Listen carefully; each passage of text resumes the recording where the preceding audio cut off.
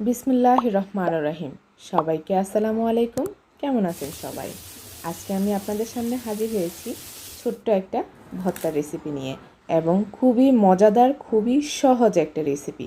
আমি আশা করছি আপনাদের খুব ভালো লাগবে। যদিও আমি এই রেসিপিটা অনলাইন পেজ থেকে দেখে একটা আপুর ভিডিও থেকে শিখেছি। বাসায় নিজে কয়েকবার তৈরি করে খাওয়ার পরে ভেবে নিলাম যে আপনাদের সাথে শেয়ার করা যায়। তাহলে চলুন কথা না বাড়িয়ে মূল পর্বে ফিরে যাই। এখানে আমি ভর্তা তৈরি করার জন্য 6 পিস বড় রসুন নিয়েছি। তবে হ্যাঁ, খেয়াল রাখবেন নষ্ট রসুন যেন না পড়ে, তাহলে ভর্তার স্বাদ নষ্ট হয়ে যাবে। রসুনগুলোকে ভালো করে খোসা ছাড়িয়ে একসাথে করে নিয়েছি।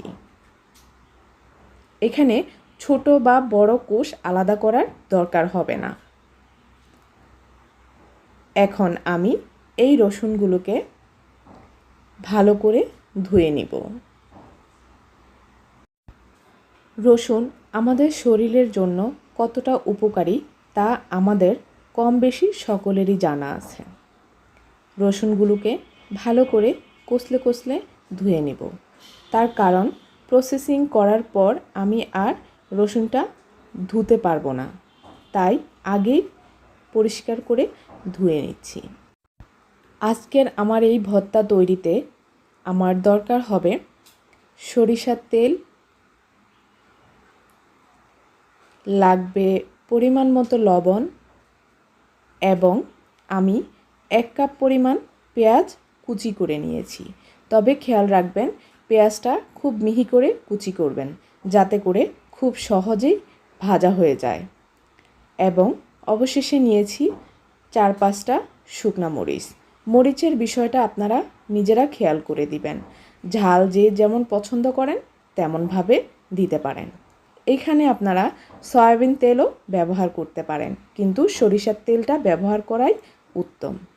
আমি একটা প্যান বসিয়ে 2 থেকে 3 চামচ পরিমাণ সরিষার তেল দিয়েছি। এখন আমি এতে রসুনটা অ্যাড করে দিয়ে খুব ভালোভাবে নেড়েচেড়ে মিশিয়ে 3 থেকে 4 মিনিটের জন্য ঢেকে দিব। একটু পর পর ঢাকনা তুলে ভালো করে নেড়েচেড়ে এপিট ওপিট করে দিতে হবে, আর না হয় এক পিঠ হয়ে যাবে, অন্য পিঠ কাঁচা থেকে যাবে। তাতে করে রসুনের ভর্তার স্বাদ নষ্ট হয়ে যেতে পারে।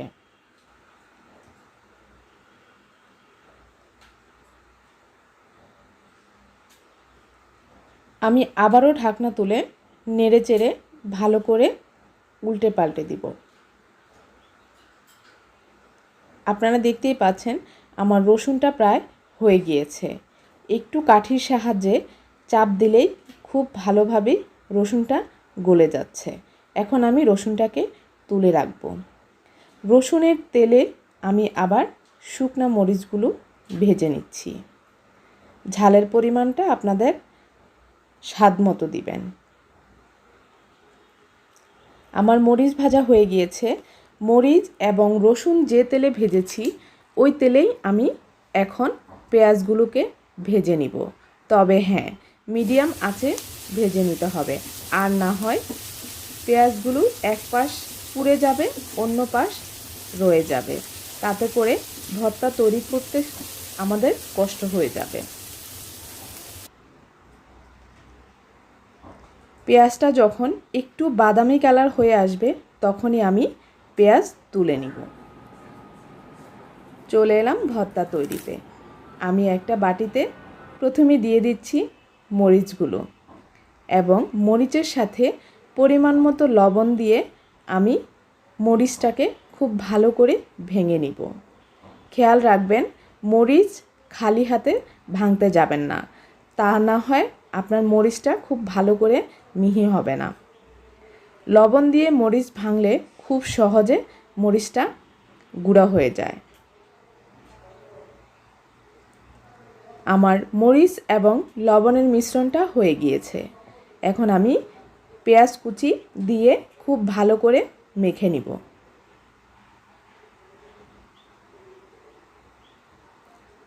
আপনারা চাইলে এটাও কিন্তু একটা ভর্তার অংশ ধরে নিতে পারেন। এখন আমি ভেজে রাখা রসুনগুলো দিয়ে দিব। এগুলোকে খুব ভালো করে হাতে পিষে নিব। শিলপাটা ছাড়াই, কোনো রকমের বাটাবাটি ঝামেলা ছাড়াই আমরা আজকের ভর্তাটা তৈরি করছি। যারা ভর্তা প্রেমিক তাদের জন্য আজকের রেসিপিটা খুবই সহজ একটা রেসিপি এবং খুবই ইজি একটা রেসিপি, খুব তাড়াতাড়ি করতে পারবে এই রেসিপিটা। আপনাদের যদি ভালো লাগে তাহলে অবশ্যই এই রেসিপিটা শেয়ার করবেন অন্যদের সাথে। এবং আমি এটা যেমন ভিডিও দেখে শিখেছি, তেমনি আপনারা চাইলে বিভিন্ন ধরনের ভিডিও দেখে আরও অনেক অনেক ধরনের ভর্তার রেসিপি শিখে নিতে পারেন।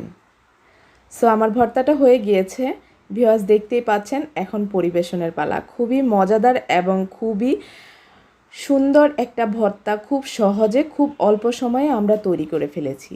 সো ভিউয়ার্স, আজকের আমার এই রেসিপিটি যদি আপনাদের ভালো লাগে তাহলে অবশ্যই আমার পেজে, আমার ইউটিউবে লাইক, কমেন্ট, শেয়ার করবেন এবং আমার চ্যানেলটিতে সাবস্ক্রাইব করে পাশে থাকা বেল আইকনটি ক্লিক করে রাখবেন নতুন নতুন ভিডিও পাওয়ার জন্য।